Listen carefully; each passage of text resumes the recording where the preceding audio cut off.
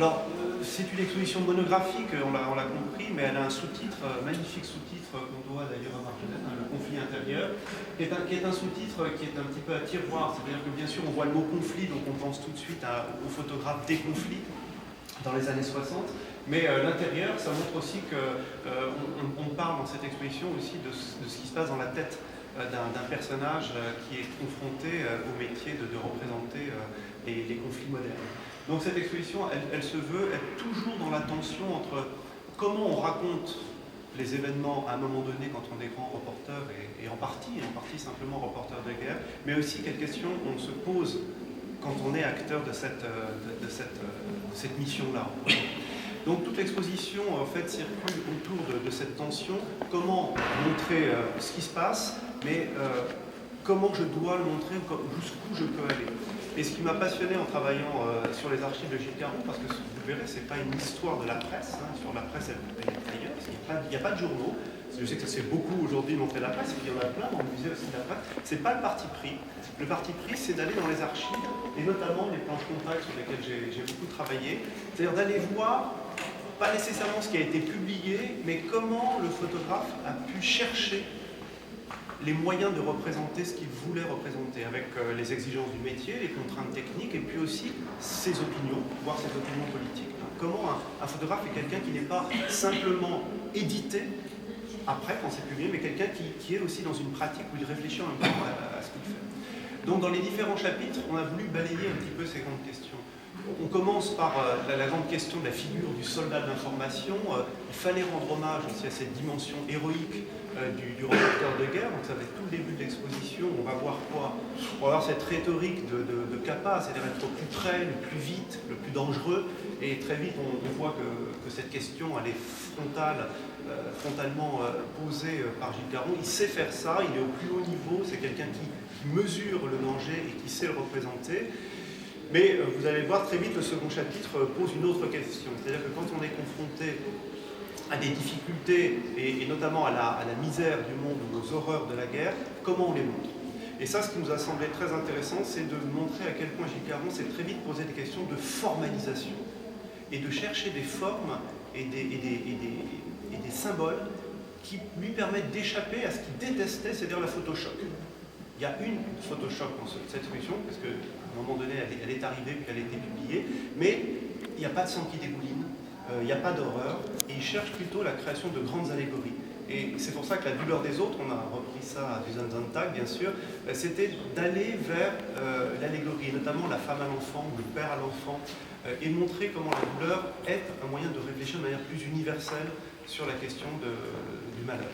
Donc c'était l'idée de montrer aussi qu'un reporter, c'est pas quelqu'un qui fait que du cliché, c'est quelqu'un qui pense aussi comment on façonne des formes universelles de l'information.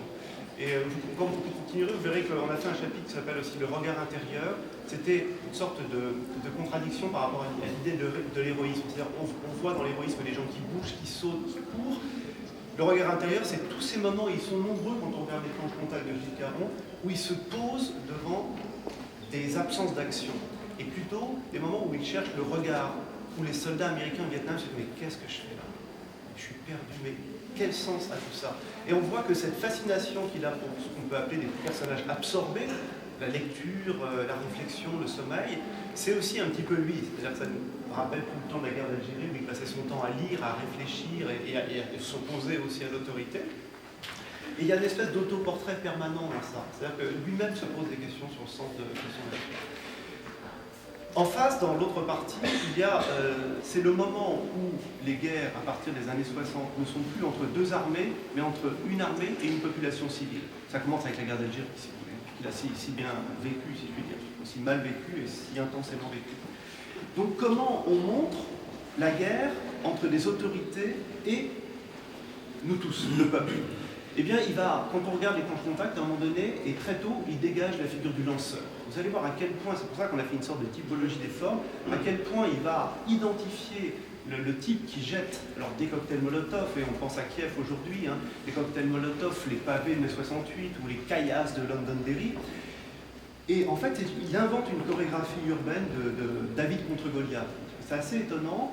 quand on regarde les plans contact, on en tombe sur régulièrement, et il cherche comme un sculpteur, il cherche en permanence des variations dans cette chorégraphie de la lutte.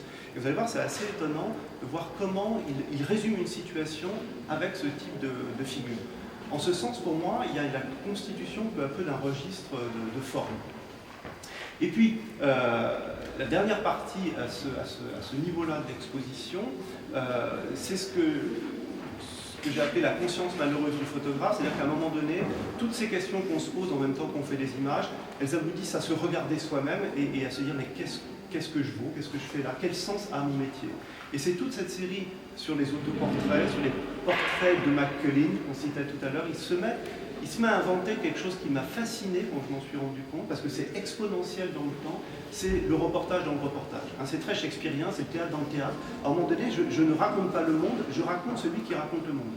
Et ça devient tout à fait troublant, parce que c'est l'épisode qu'on raconte dans cette partie-là. À un moment donné, au Tchad, eh bien, les photoreporters, les journalistes sont pris eux-mêmes en otage. C'est-à-dire qu'ils rentrent dans l'actualité. Et ils font la une d'ailleurs de l'actualité dans Paris Match. Et on dit là, c'est la fin de l'histoire c'est la fin de l'histoire du photojournalisme pour moi. C'est le moment où celui qui est observateur et témoin devient lui-même acteur et devient l'objet du récit de la presse. Et c'est tout à fait passionnant.